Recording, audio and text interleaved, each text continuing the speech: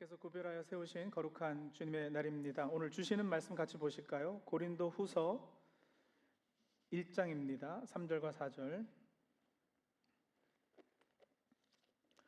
고린도 후서 1장 3절, 4절 말씀. 우리 다 같이 한 목소리로 읽겠습니다. 우리 주 예수 그리스도의 아버지이신 하나님을 찬양합시다. 그는 자비로우신 아버지시요 온갖 위로를 주시는 하나님이시요 온갖 환난 가운데에서 우리를 위로하여 주시는 분이십니다. 따라서 우리가 하나님께 받는 그 위로로 우리도 온갖 환난을 당하는 사람들을 위로할 수 있습니다. 아멘. 기독교인의 신앙과 삶을 참 피곤하게 만드는 잘못된 영적 오해들이 있습니다. 그냥 언뜻 듣기에는 거룩하게 들리기까지 하고 일부 옳기도 하지만 전체적으로 보면 성경적이라 할 수 없는 일종의 거짓 가정들, false assumption들이에요. 대부분 교회 오래 다니고 말씀에 순종하는 삶을 사는 것에 진지한 분일수록 이런 거짓 가정들을 더 심각하게 믿고 있는 경우가 많습니다. 주로 이런 잘못된 어썸션들에는 약간의 진리가 섞여 있어서 옳아 보이고 그래서 이게 해가 된다고 생각하지 못하죠. 진지하고 진정입니다만 성경적이지 않기 때문에 영적인 삶을 사는 데 있어서 또 제대로 된 신앙을 추구하는 데 있어서 오히려 해가 되는 것들입니다. 그래서 앞으로 몇 주간 시리즈로 어떤 영적 오해들을 우리가 따르고 있는지 또 그것을 어떻게 성경적인 관점을 가지고 고쳐야 할지에 관한 말씀을 듣겠습니다. 헨리 클라우드 박사와 잔 타운센 박사가 공저한 책이 하나 있는데 제목이 12 Christian Beliefs That Can Drive You Crazy예요. 12 Christian Beliefs That Can Drive You Crazy. 이 책을 많이 참고해서 이번 시리즈를 진행합니다. 자, 오늘은 첫 번째 시간으로 나 자신의 필요를 채우는 것은 이기적이다 라는 오해에 대해 한번 살펴보겠는데요. 한 여자 집사님이 계셔요. 이분 본인도 직장에 다니는데 일 끝나고 집에 오면은 남편은 TV 앞에서 꼼짝도 하지 않죠. 그래서 아이들 돌보는 일과 모든 집안일은 혼자 다 해야 합니다. 이민의 삶이 그렇잖아요. 여자도 남자와 똑같이 가게에서 일하고 직장에서 일하고 그러고도 집안일도 해야 되지만 또 친정, 시댁 오가면서 부모님들이 시키는 일, 여러 가지 일도 해야 돼요. 교회에서도 봉사 몇 개 위원회에서 하고 있어요. 그러니 너무 피곤하죠. 할 일은 많고 늘 바쁘고 점차 기쁨은 사라지고 늘 바쁘다 보니까 누구를 만나도 다음 할 일을 머릿속에 생각하지 진지하게 상대방과 교제를 나눈 것이 언젠지도 잘 모르겠는 거예요. 그러면서 점점 불평과 짜증도 늘어납니다. 도와주지 않는 남편도 열심히 해도 알아주지 않는 목사님도 원망스럽고 별 악의는 없었겠으나 툭툭 내뱉는 말이 상처되게 하는 교회 다른 집사님들도 점점 꼴보기 싫어집니다. 주일이라 교회 가서 그날도 예배가 시작되었는데 봉사하다가 찬양 시간 다 끝나고 간신히 설교 바로 전에 본당에 들어가서 뒷자리에 앉았습니다. 몸이 피곤하니까 앉자마자 졸기 시작합니다. 그러다 목사님이 설교하시는 중에 여러분 삶이 피곤하십니까? 라는 질문에 이제 귀가 번쩍 열렸어요. 그 집사님이 속으로 예, 피곤해요 하면서 막 이렇게 기대가 생겼죠. 어떤 답을 주시려나. 목사님이 계속 설교하십니다. 피곤하고 외롭고 여러 가지 삶의 압박과 짐으로 힘드시지요. 그리고 이런 삶이 언제까지 되풀이될 건가? 과연 이 사슬에서 벗어날 수 있는 건가? 궁금하시죠? 여러분, 이 질문에 답이 있습니다. 그러니까 여자 집사님 졸음이 다 달아났어요. 드디어 말씀으로 내 문제가 해결받겠구나. 빨리 답을 주세요. 막 조바심도 나는 거예요. 목사님께서 계속 말씀을 이어가십니다. 여러분, 답은 바로 자신에 대해서 생각하는 것이 아니라 다른 사람들을 먼저 생각하고 자기 자신의 필요가 아니라 다른 이들의 필요를 채우는 것에 있습니다. 우리 주님께서도 자기 자신을 생각지 않으시고 다른 사람들을 위해 자신을 비워서 내주셨던 것처럼 진정한 기쁨은, 만족은 희생과 봉사에 있습니다. 자기 자신의 필요를 먼저 채우려 했던 죄를 회개하십시오. Joy, J-O-Y는 J, Jesus first, O, others second, Y, you last입니다. 한국에 조이 선교회라고 있어요. 진짜 있는 선교 단체예요. 그 조이 선교의 조이가 바로 이거거든요. Jesus first, others second, you last. 이 순진하고 착하신 여집사님 말씀을 듣고 아 그래 내가 그동안 봉사가 약했구나 라는 죄책감이 드는 거죠. 그래서 내가 기쁨이 없었어. 목사님 말씀이 맞아요. 자기 중심적인 것은 죄라고 그러셨어. 자기 자신을 부인하고 십자가를 지고 나를 따르라고 주님 말씀하셨는데 그래 봉사할 위원회 하나 더 찾아봐야 되겠다 이러면서 더 많은 양의 봉사와 더 많은 시간을 섬기기로 작정을 합니다. 그러면서 내가 이렇게 더 많이 희생하면 이제는 진정한 조의가 생기겠지, 하나님께서 나를 더 많이 사랑해 주시고 복 주시겠지라고 이제 속으로 생각을 하는 거예요. 자, 이 여집사님 이야기는 물론 제가 꾸며낸 이야기입니다. 하지만 공감하시는 분들 분명 이 자리에도 계실 것 같아요. 이 여집사님의 생각이 뭐가 잘못됐는지, 이 이야기 속에서 목사님의 설교 내용이 뭐가 잘못됐는지 좀 혼란스러워 하시는 분들도 계실 것도 같아요. 다 맞는 얘기 같은데? 다른 사람을 먼저 섬기고 다른 사람의 필요를 먼저 채우고 참된 조의는 희생과 봉사에 있다? 그것도 맞는 얘기 같은데? 말씀드렸죠. 이런 영적 오해들에는 어느 정도 성경적인 진리가 포함되어 있기 때문에 이게 옳은가 아닌가 분별하는 데 어려움이 있어요. 자, 근데 여러분 이 여집사님의 경우는요, 이기적인 것, 자기 중심적이 되는 것과 하나님 앞에서 자기 자신을 돌봐야 하는 정당한 책임 감당하는 것, 이 두 가지를 지금 혼돈하고 있는 거예요. 우리는 다 청지기 관리인으로 부르심을 받았잖아요. 우리에게 하나님께서 달란트, 은사, 재물, 가족도 허락하셨지만 우리 몸, 우리 정신, 감정, 우리 자신의 삶을 잘 관리하도록 책임을 맡겨주셨습니다. 자기 자신의 필요를 무시하면서 남의 필요를 채우기 위해 노력하는 것은 성경적이지도 않고 논리적이지도 않고 자칫 잘못하면 늘 그렇다는 건 아니지만 자신도 모르는 사이에 자기 의에 가려진 거짓 경건일 수도 있습니다. 우리에게 어떤 필요가 있다는 것, 니드가 있다는 사실 자체에 여러분 하나님께서 의도하신 바가 있어요. 아담과 하와를 창조하시면서 벌거벗은 존재로 창조하셨다는 거 기억하시죠? 창세기 2장 25절에 보면 아담과 그의 아내 둘 다 벌거벗고 있었으나 부끄러워하지 않았다 그랬거든요. 여기 이 벌거벗었다라는 표현은 성경에 보면은 문자적으로 뭐 옷을 안 입었다라는 말도 맞겠지만 성경에서는 주로 궁핍하다, 뭔가 필요로 하다, 니리하다라는 뜻으로도 사용이 돼요. 그러니까 벌거벗은 존재라는 것은 궁핍한 존재라는 거예요. 뭔가를 늘 필요로 하는 존재라는 거죠. 게다가 인간은 흙으로 지어졌잖아요. 흙은 땅이에요. 땅의 존재예요. 다시 말하면 비천한 존재라는 거예요. 이 거실반 우리 인간론 강의할 때 다 배우신 분들 계실 터인데, 그러니까 여러분 인간은 분명히 니드가 있어요.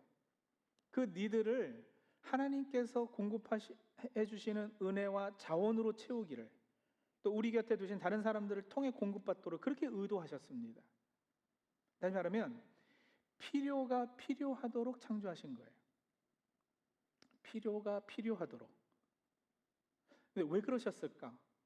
그냥 창조하실 때 우리를 완벽한 존재로 만드셨으면 얼마나 좋아요? 근데 왜 그러지 않으시고 벌거벗은 존재로 또 흙으로 창조하셨느냐? 이런 답은 이겁니다. 관계성 때문에요. 우리가 뭔가 니리한 존재야 하나님을 믿고 의존하고 사니까요. 하나님께 딱 붙어 살라고요. 싫든 좋든 또 우리의 프라이드 때문에 인정하기가 쉽지 않아도 여러분 인간은 다른 누군가를 꼭 필요로 하는 의존적인 존재입니다. 그걸 다른 표현으로 종교적이다 이렇게 얘기도 해요. 세계 어느 문화, 어느 나라, 어느 세대에서도 여러분 종교가 없었던 적은 없거든요. 과학이 발달하면 종교가 없어질 거라고요? 절대 그렇지 않습니다. 한국 유명 대학교 앞에 가보세요. 타로 점집, 손금 봐주는 곳이 엄청 많아졌어요. 최고 엘리트들이 모여 있는 곳인데요. 왜 그럴까요? 그게 뭘 말해주는 걸까요? 결국 인간은 내면의 뿌리 깊은 그 근원적 불안, 어떤 니드, 이거를 떨쳐낼 수 없다라는 거죠. 절대자, 신적인 존재를 향한 갈망이 의식적, 무의식적으로 우리 안에 다 있고, 인간은 그렇게 한계를 가진 존재예요. 생각해보세요. 인간은 갓난아기로 태어나잖아요. 갓난아기는 철저하게 다른 이에게 의존할 수밖에 없어요. 먹여주고 입혀주고 보살펴줘야 생존해요. 그러지 않으면 며칠 가지 못해서 죽을걸요. 또 언젠가 나이 들면 병들고 연약해져서 누군가의 돌봄이 꼭 필요하도록 되어 있어요. 인간이면 피해갈 수 없는 과정이에요. 이게 인간이 가지는 실존의 한계이지 않겠습니까? 근데 여러분, 그렇다는 사실이, 그런 니드가 나한테 있다라는 것은 우선 우리를 겸손하게 만들어야죠. 그렇죠? 내가 자급자족하고 살 수 있는 존재가 아니라 누군가를 의존하고 함께 더불어 살아야지 되는 그런 존재라는 것이. 사람은 혼자 사는 것이 좋지 않다 그러셨어요, 하나님께서. 나뿐인 것은 나쁜 거예요. 그리고 여러분, 또 나에게 그런 니드가 있다는 사실은 그렇기 때문에 하나님을 찾게 만드는 도구이고 영적으로 성숙할 수 있는 계기가 되는 거죠. 하나님께서 그걸 의도하셨다니까요. 너 나한테 붙어 있어라. 너 내가 책임질 테니까. 네가 필요한 모든 자원들 내가 다 공급해 줄 테니까 너 나에게만 딱 붙어 있어라. 그거요. 여러분, 우리가 뭔가 부족하지가 않으면 우리가 하나님 앞에 과연 엎드리고 하나님을 찾고 그럴까요? 니리하지 않았으면, 모든 게 다 풍족하면 과연 우리가 하나님을 만났겠느냐고요. 여러분들 생각해 보세요. 여러분들 간증들이 다 있으시잖아요. 삶을 되돌아보면 어느 순간에 정말 간절해서, 절망스러워서, 힘들어서, 아파서, 뭔가 궁핍해서, 그렇게 나 혼자는 해결할 수 없는 어떤 문제에 닥쳤기 때문에 니리해서 하나님 앞에 엎드렸잖아요. 절대자를 구했잖아요. 그 은혜로 우리가 다 지금 이 자리에 앉아 있는 거예요. 그러니 여러분, 그 필요를 있게끔 하신 하나님의 의도를 무시하면 결국에는 영적으로, 정신적으로, 감정적으로 나중에 큰 문제가 생기게 되어 있는 거죠. 그래서 내 필요를 채우는 것, 그것도 먼저 내 필요를 채우는 것은 이기적인 것이 아니고요, 여러분, 하나님 앞에서 겸손한 겁니다. 물론 내 필요만 채우고 필요 이상으로 더 가지려 하는 건 욕심이고 죄고요, 자기 중심적인 거예요. 그래, 어디가 선이냐? 그 선이 애매하다는 것도 잘 알겠어요. 하지만 여러분, 한번 이렇게 이해해 보시기 바래요. 내 필요를 먼저 채우는 것에 대해서요. 비행기 타면 승무원이 안전에 관해서 설명하잖아요. 뭐 비상 출구가 어디 있습니다. 안전벨트는 이렇게 매십시오. 그때 무슨 얘기도 하느냐면, 비행기에 이상이 생겨서 머리 위에서 호흡기 마스크가 내려오면 옆에 있는 아기에게 먼저 그 호흡기를 씌워주라고 그럴까요? 아니면 어른인 자신이 먼저 그 호흡기를 쓰라고 할까요? 비행기 타보신 분들 뭐라 그래요? 어른이 먼저 쓰라고 그러거든요. 왜요? 그래야 둘 다 사니까요. 그죠? 내가 혼자 살겠다고 먼저 쓰는 게 아니고요. 내가 그거를 쓰고 정신을 차려야, 산소가 부족한 가운데서도 정신이 말짱해야 이 아이를 보살필 수 있는 거예요. 둘 다 죽자 그러는 게 아니라 둘 다 살자 그러는 거예요. 산소 호흡기 비유가 나왔으니 하나 더 말하자면, 여러분, 소방관이 그 마스크를 쓰고 불 속으로 뛰어들어야지 사람을 살리지, 그죠? 급하다고 그거 없이 불에 들어가면 아무런 도움이 되지 않는 거예요. 그러니까 여러분, 희생하지 말자, 혼자 살자, 이게 아니고요, 제대로 다른 일을 살리기 위해 자신이 먼저 산소 마스크를 써야 함에 대해서 말씀드리는 거예요. 그러니까 내 필요를 채우는 건 이기적인 게 아니고 겸손한 거고 당연한 거고, 그리고 그렇게 하는 것의 목적이 분명해요. 나만 살자는 게 아니라 같이 살자. 오늘 우리가 읽은 본문이 바로 그 원리를 가르쳐 주십니다. 오늘은 뭐 이렇게 문맥을 앞뒤 따지고 해석을 하고 그러지 않고요, 그냥 그대로 읽어도 이 원리가 발견이 되는데, 한번 다시 들어보세요. 우리 주 예수 그리스도의 아버지신 하나님을 찬양합시다. 그는 자비로우신 아버지시요 온갖 위로를 주시는 하나님이시요 온갖 환난 가운데에서 우리를 위로하여 주시는 분이십니다. 따라서 우리가 하나님께 받는 그 위로로 어떻게 해요? 우리도 온갖 환난을 당하는 사람들을 위로할 수 있습니다. 위로를 누가 먼저 받는 거예요? 우리가 먼저 받는 거예요. 그리고 환난 당한 사람들을 도와줄 수 있어요. 예수님의 십자가에서 희생을 생각해 보세요. 삼위일체 하나님으로 존재하시잖아요. 아버지, 아들, 성령님 서로 사랑하신다고요? 그 사랑의 충만함과 넘쳐 흐름 없이 예수님의 희생이 가능했을까요? 예수님이 철저히 자신을 비우셨다 그랬어요. 근데 여러분, 비움이라는 것이 가득 채워져 있지 않은 상태에서 가능해요? 아니잖아요. 뭔가 있었기 때문에 비움이 가능한 거 아니겠어요? 사랑은 풍성함, 충만함에서 흘러나오는 것이지 메마름, 황폐함에서 억지로 짜내는 것이 아니에요. 그 원리예요. 자기도 숨을 못 쉬고 있는데 숨 못 쉬는 옆에 사람 도와줄 수 없어요. 내가 하나님께 받는 그 위로로 환난 받는 다른 사람들을 위로할 수 있어요. 내가 하나님께 받는 그 은혜로 다른 이에게 은혜를 나누어 줍니다. 내가 풍족히 받아 넘치는 사랑이 있어야 다른 이에게 사랑을 나누는 겁니다. 결국에는 나도 살고 다른 이도 살리기 위해 내 필요를 채우는 정당한 일을 하자는 거예요. 목사님, 그래도 내 필요를 먼저 채우라는 이런 가르침은 현대 심리학에서나 가르치는 거지 여전히 성경적이라고 선뜻 동의하기가 어려워요. 성경은 분명 우리 주님께서 십자가에서 자신을 희생하신 것처럼 철저히 자신을 부인하고 희생하라고 하셨잖아요. 자기보다 남을 낮게 여기면서 이웃을 사랑하라고 하지 않으셨습니까? 반문하실 수 있죠.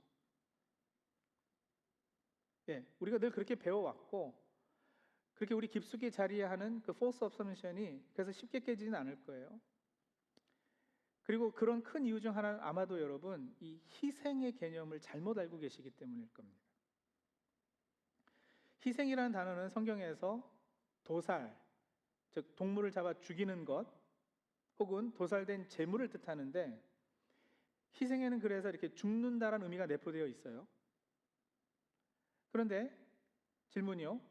동물을 왜 잡아 죽이죠? 성경에서 왜 희생을 하죠? 먹으려고요? 제사 드리려고요. 성경에서 희생은 그래서 제사라는 단어로도 번역이 돼요. 그러니까 희생은 여러분 죽는 것 그 자체의 목적이 있는 게 아니라 죽음을 통해 뭐예요? 하나님과의 관계의 회복을 목적으로 삼는 거죠. 구약 성도들은 이렇게 희생 제물을 바침으로 죄사함을 얻고 하나님과 관계를 회복했어요. 동물을 죽이는 것 그 자체가 목적이 아니었고요. 그것을 통해서 하나님과의 관계 회복.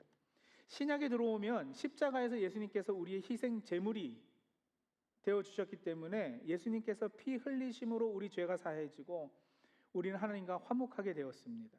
그래서 우리는 이미 하나님과의 관계가 회복되었음에 감사하고 믿음으로 그것에 반응해서 예수님을 닮아 희생하며 다른 이의 필요를 채우기 위해 헌신하는 겁니다. 내가 채워졌기 때문에 이미 내 필요가 만족이 되었기에 그 은혜를 흘려보내려고 희생합니다. 이렇게 희생의 시작과 결국은 하나님과의 인격적 사귐입니다. 그 관계성을 떠나서 희생을 누구에게 요구를 하거나 희생하면 이런 대가와 보상이 따를 겁니다라고 말하는 것은 안 되는 거예요. 그러니 성경에서 여러분 자기 부인하라고 하실 때 자기 부인, self denial 혹은 selfless가 되라고 하는 것은 그래서 자기 존재를 지우라는 것이 아니에요. 자신을 돌보지 말라는 것도 아니에요. 낮은 자존감을 가지라는 말이 아닙니다. 아니 반대로 하나님과의 바른 관계 가운데서 세워진 건강한 자존감이 있는 사람이어야 참된 희생이 가능해요. 그런 사람이어야 이 거짓된 욕심내는 것, 이기적인 성향을 가지는 것 이런 것을 꺾는 자기 부인. 성경에서 말하는 self denial이라는 것이 뭔지 궁금하지 않으셨어요? 자기를 부인해라? 그게 뭘 말하는 건지? 그게 내 안에 있는 그 죄된 성향에 대해서 죽는 거, 그죠? 내 욕심에 대해서, 하나님과 상관없는 세상적 야망에 대해서 죽는 거, 그걸 자기 부인이라 하는 거거든요.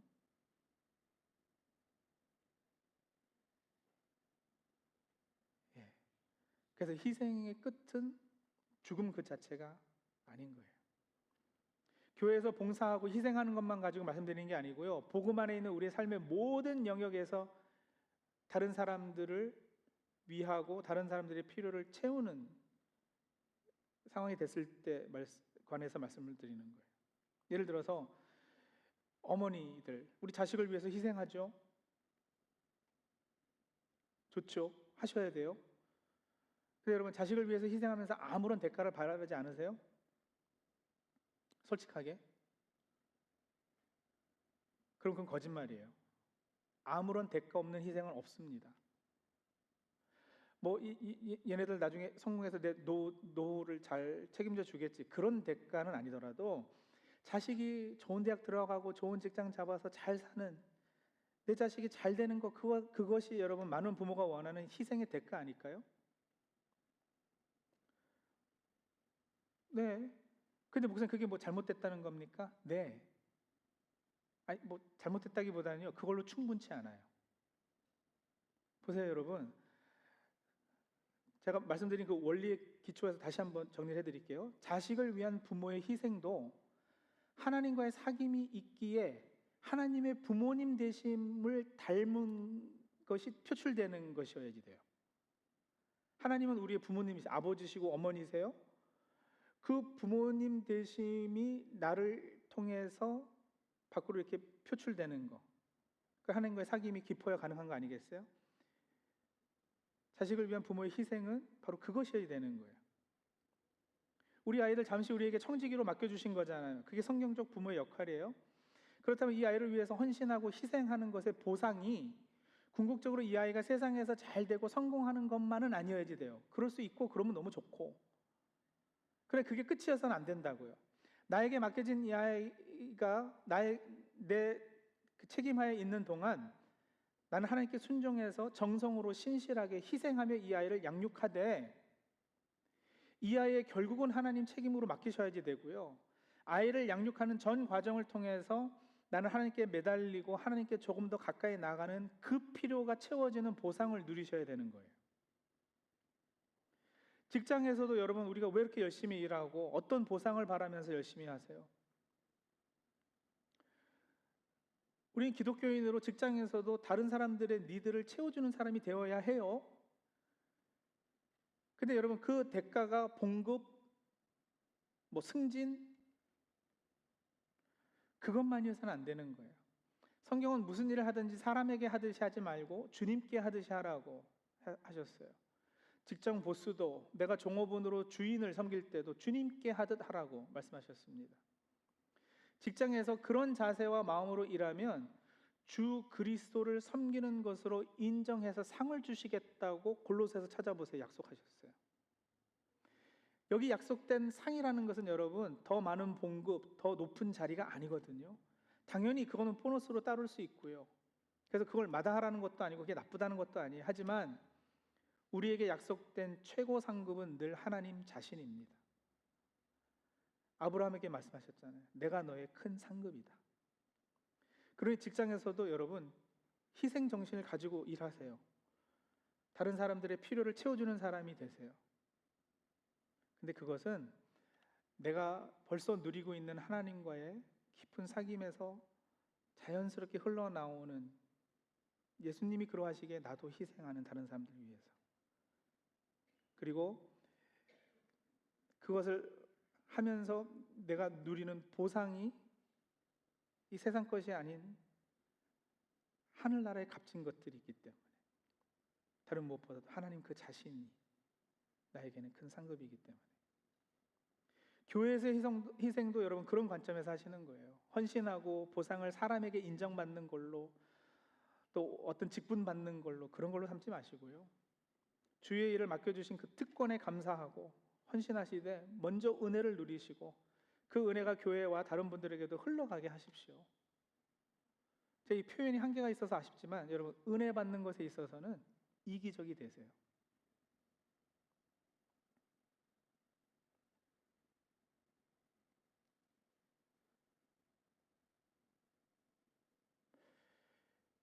내 필요를 먼저 채우는 것은 그래서 이기적인 것이 아니고요, 마땅한 것이고, 그러나 그 채워야지 되는 필요의 내용이 무엇인가는 잘 따지세요. 자식이 세상에서 성공하는 것을 보상으로 바라면서 희생했는데 그것이 이루어지지 않으면 여러분 부모로 실패하셨다고 낙담하실 거예요.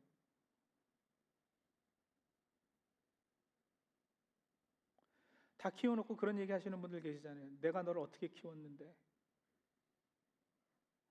그런 얘기가 왜 나오는지 아세요? 그 리젠멘트가 왜 우리 안에 있는지 아세요? 내가 바란 대가, 내 희생의 대가가 내가 원하는 대로 이루어지지 않았기 때문에. 직장에서도 마찬가지예요. 승진이 늦어지고 봉급이 오르지 않으면 직장 생활에서 실패했다고 낙심하실 거예요? 실패자로 사실 거예요? 여러분, 그런 모습이면 세상 사람과 우리가 다를 바가 뭐가 있어요? 세상과 다른 기준과 목표를 가지고 사는 사람들 아니에요, 우리는요? 교회 오래 다니고 누구보다도 열심히 성경 헌신했는데 사람들이 알아주지도 않고 장로도 안 시켜주고 이러면 서운해하고 삐지고 신앙생활 잘못했다고 판단하시겠느냐고요. 그럼 내가 바라는 희생의 대가가 무엇이냐, 그 내용을 살피셔야 된다고요. 그런 차원에서 성경적인 희생은 십자가에서 이미 하나님과의 화목이 선물로 주어졌기에 믿음과 감사로 반응할 때 나타나는 현상이라는 거예요. 은혜가 떨어질 땐 그래서 억지로 일할 것이 아니라 다시 은혜로 충만하기를 애써야 합니다. 그 필요를 먼저 채우는 것이 하나님 앞에서 가지는 마땅한 우리의 책임입니다. 그럼 내가 어떤 대가를 바라고 하고 있는지, 말씀드린 대로 이런 성경적인 그 하나님의 사귐에서 누리며 하는 건지, 아니면 이런 세상 사람과 별 다를 바 없는 이런 기준을 가지고 섬기고 있는지, 이런 질문해 보시면 돼요, 여러분.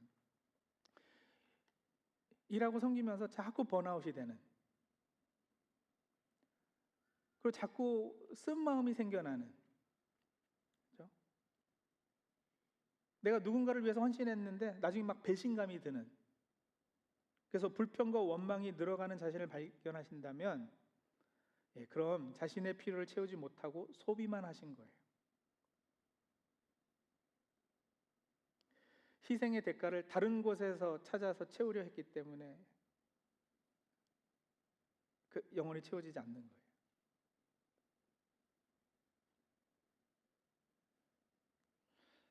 하나님만을 내 희생의 참된 보상이요, 또 하나님과의 사귐이 내가 하는 희생의 근거가 되면, 여러분, 희생하고 나서도 그것에 대한 결과를 늘 감사로 하나님 앞에 받을 수 있게 돼요. 이 말씀에 비추어서 이 영적 오해를 푸시고 삶의 자리에서 내가 다른 사람의 필요를 채우는 자리에 있게 되는 그 자리, 그게 부모의 자리일 수도 있고, 때로는 자식이 자리에서 부모를 섬기는 자리가 될 수도 있고, 직장이나 사업체, 또 교회에서 어떤 헌신을 하게 될 때, 여러분, 다른 무엇보다도 내 필요도 충분히 채워지고 있는지를 확인하시고, 그러지 못하다면 여러분, 그거 채우시기 위해서 노력을 하셔요. 은혜 받는 자리에 먼저 가시고요. 필요하시면 잠시 쉼을 가지셔도 돼요. 괜찮아요.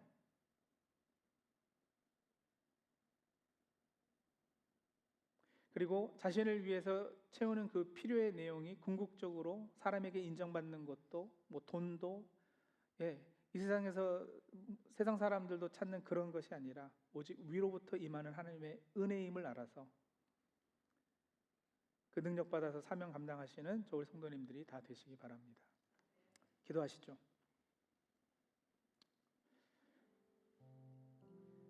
잠시 말씀을 묵상하겠는데요, 이런 말씀이 또 다시 잘못 오해되면 늘 열심히 하는 분들은 오히려 또 상처가 될 수도 있을 것 같아요. 난 열심히 하고 있는데 열심히 하는 게 막 이렇게 정죄받는 느낌이 들 수도 있고요. 또 봉사 한번 제대로 하지 않는 분들은 그걸 정당화하고 당연한 것으로 여기게 될 수도 있을 것 같아요. 분명 여러분 설교 마치고 나면 이렇게 자기 좋은 식으로 해석해서 셀피시해지면서도 목사님이 그래도 된다 그랬어, 이런 분들 꼭 있을 거예요. 그래서 염려가 안 되는 건 아니지만, 여러분, 그래서 오늘 다른 어떤 기도보다도 말씀이 말씀의 의도대로 제대로 들리게 해주옵소서. 우리 자신을 위해서 한번 그렇게 기도하고요. 그리고 오늘 말씀드린 몇 가지 포인트들이요, 나에게 니드가 있다는 사실을 하나님 겸손하게 해주옵소서. 내가 이렇게 니드가 있는 존재라는 건 하나님을 찾게 만드는 도구이고 영적으로 성숙할 수 있는 계기인 것, 하나님 감사합니다. 그렇게 하나님께 붙어있는 사람 되게 해주옵소서. 그리고 하나님, 나에게는 이런 필요들을 무시하지 않고 먼저 채우고 그렇게 충만한 가운데 다른 사람들의 필요도 돌아볼 수 있는 그런 저 자신 되게 도와주옵소서. 희생하는 대가로 세상 사람들이 다 원하는 그런 것들이 아니라 하나님 한 분만을 큰 상급으로 여기는 그런 우리들 되게 도와주옵소서. 이런 기도 제목들 가지고 오늘 하나님 앞에 나가도록 하죠. 같이 기도하겠습니다.